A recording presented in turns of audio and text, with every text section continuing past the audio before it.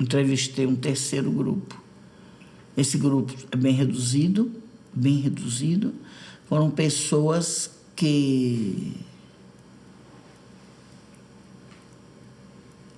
receberam uma influência completamente diferente das narradas até agora, né?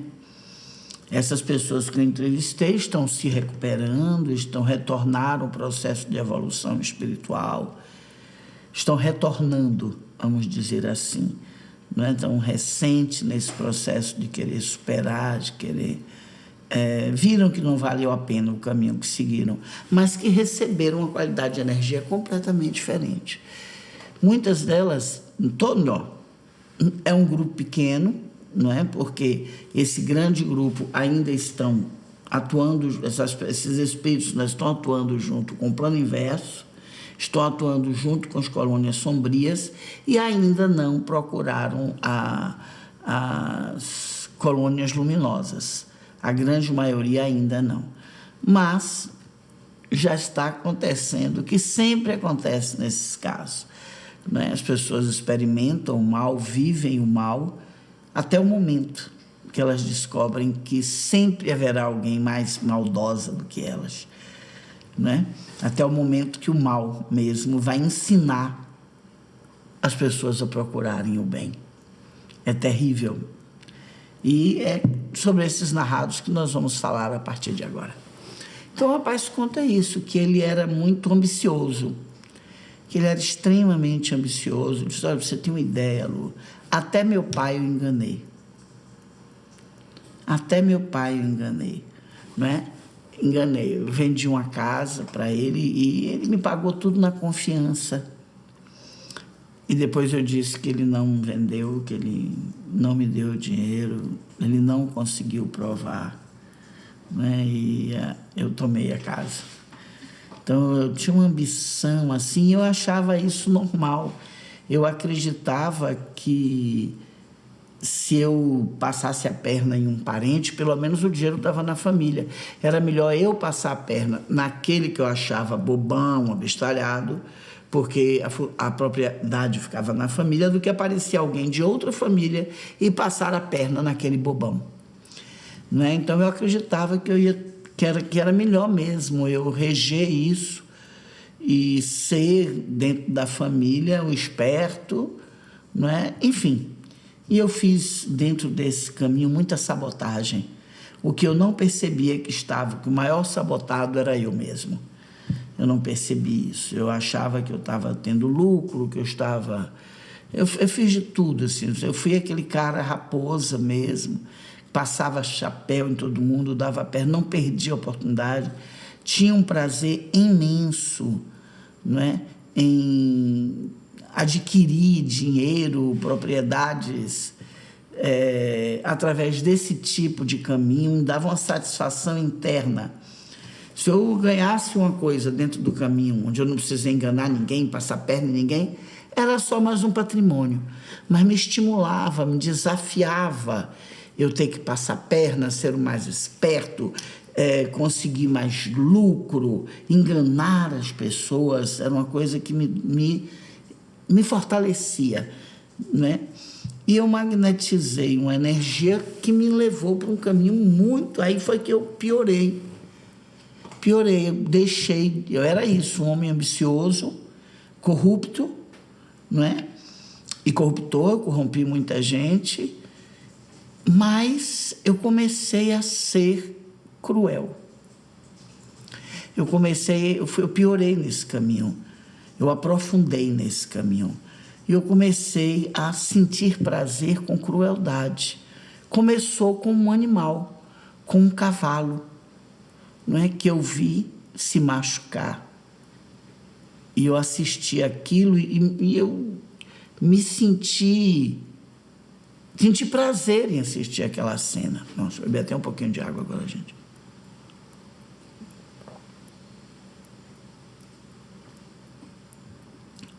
Uma coisa esquisita, assim, estranha. Eu estranhei no primeiro momento, e depois as mulheres com que eu tinha envolvimento, não é, começaram a declarar que eu estava muito violento, violento. Inclusive, eu, tendo relações sexuais com a mulher, eu acabei matando ela. Mas na hora, eu sabia que estava matando a Lu, mas eu não estava pensando em matar. Eu estava tendo um prazer com aquela pessoa morrendo nas minhas mãos. Quando eu terminei de matar, claro que eu me assustei, eu fiquei, e agora? Ela morreu. Mas aí eu também não fiquei preocupada com ela, eu fiquei com medo de ser descoberto. E realmente consegui não ser descoberto, não é? E não pensei mais nisso. Eu fui me tornando uma pessoa assim. Comecei assim a me afastar de meus filhos, eu olhava para eles, eu comecei a ter pensamentos assim, que essa coisa de amar filho, amar irmão, que isso é coisa de religião, é coisa de gente ignorante, não é que todo mundo, ninguém, mãe, quem é mãe, quem é pai, sabe, essa coisa assim. Eu fui me tornando uma pessoa fria e cruel. E na hora que eu desencarnei, não é? Estava do meu lado um mentor, mas eu já olhei para ele e, sabe aquela coisa magnética mesmo, assim, sei lá, energética, ele falou, aquela coisa, né? Eu olhei assim, não tenho a ver com esta pessoa. E aí chegou um indutor, que hoje eu sei, do Plano Inverso, da Casa das Soluções, das Colônias Sombrias, e eu resolvi seguir com ele por empatia, não é? E lá recebi muitas instruções, muito disso mesmo, com relação ao ser humano, né? De não dar valor à vida humana mesmo, de ver as pessoas como número, como massa. Se você vê pessoas como números, você não é aquela coisa assim, Dona Maria, Dona Telvina, Dona Seu José, não, você passa a ver aquilo como número, né? Na época da pandemia mesmo, eu ainda estava nas Colônias Sombrias. E dizia, por que essas pessoas estão assustadas? E isso, porque morreu 4 mil pessoas por dia num país, porque morreu 100 mil pessoas num dia. Tem tanta gente no mundo, não vai fazer falta. Eu pensava exatamente desse jeito. Eu não conseguia entrar em contato assim com a dor daquela pessoa que estava desencarnando por uma pandemia, por uma desassistência, não é? Não, eu achava que não devia mesmo usar máscara, que a economia... Eu pensava tudo aquilo que as pessoas falavam, que muita gente falava nessa época. Ia parar a economia, não. Se as pessoas não morrerem da pandemia, vão morrer atropeladas. Sabe, era uma coisa assim, para mim, tão distante, tão... Até que eles me colocaram para fazer uma tarefa que era para perseguir uma pessoa, influenciá-la negativamente, e eu falhei. A Lu, no que eu falhei, você precisa ver como eles me trataram. E ali, naquele momento, eu provei do meu próprio veneno, eu provei do meu próprio mal. Eles estavam me tratando como eles estavam me ensinando a tratar todo mundo, né? Eu estava sendo ali falado nada, eu não era nada, era um número, né? Podia ser substituído a qualquer momento. E ali eu vi, o que eu senti foi muito forte. Eu saí, eu pedi para sair, mas eu cheguei aqui ainda com essa carga de energia e sentindo muita pena de mim. Nossa, eu cheguei aqui, a Lu, dizendo que eu era vítima, que eu fui vitimado, que eu fui enganado pelas colônias sombrias. Precisou 1 ano. Eu revendo as minhas atitudes, conversando com o meu mentor, para eu poder ver que eu recebi o que dei. E na hora que eu estava dando, eu estava achando muito bom. Na hora que eu enganei meu pai, né? Na hora que eu matei uma mulher que estava ali porque me amava, se sentia atraído por mim. Então, ali eu comecei realmente a sair desse processo de vitimação e ainda tem um pouco. Às vezes eu me pego lambendo minhas feridas como vítima, né? Sim, tipo, o que fizeram comigo.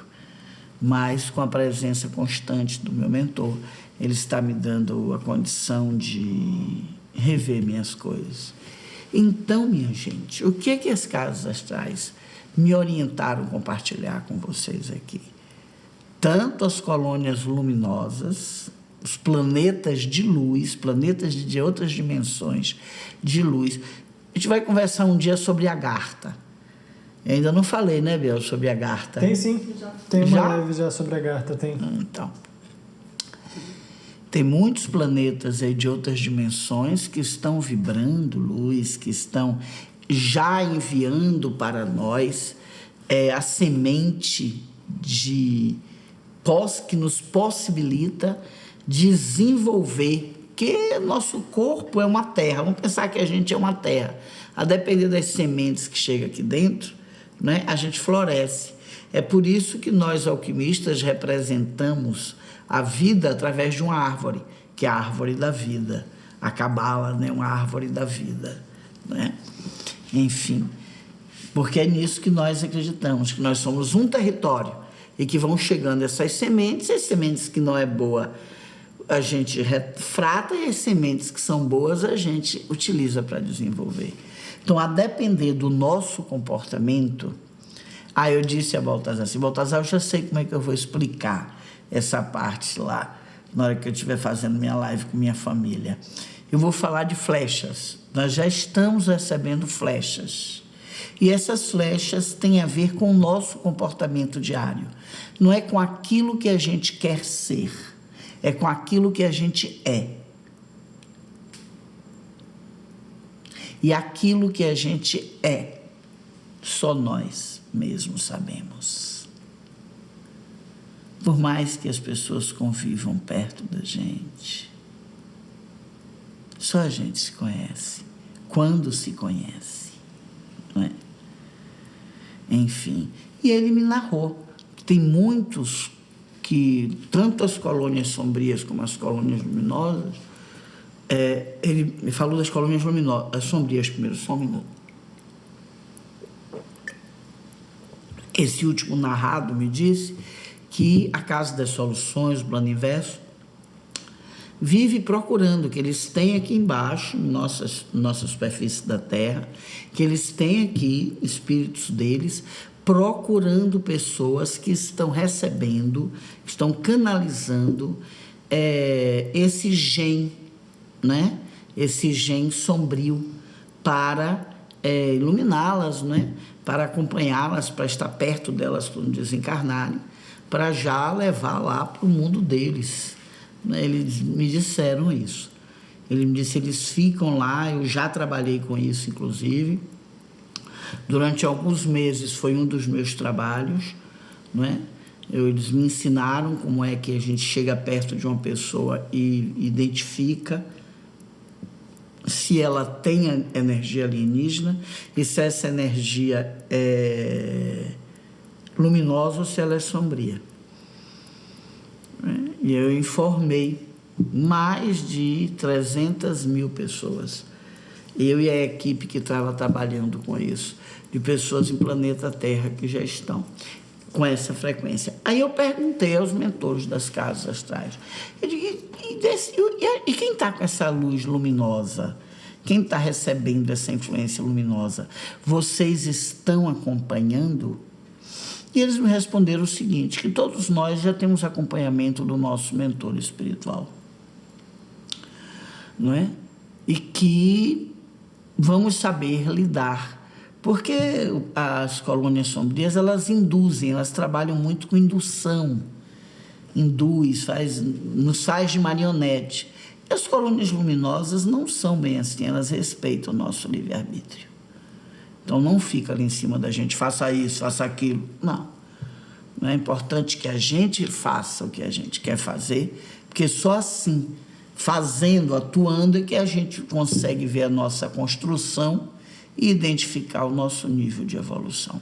Tem outra coisa também, um processo de desânimo. As colônias sombrias colocam as pessoas muito... essa energia sombria, né, das colônias sombrias, elas fazem as pessoas não conseguir acreditar na humanidade, sabe essa coisa de achar que está tudo ruim e que não tem jeito, se eu não fizer o mal, outro vai fazer, sabe essa coisa? Se eu não me aproveitar das pessoas, outro fará em meu lugar, então faço eu, não é?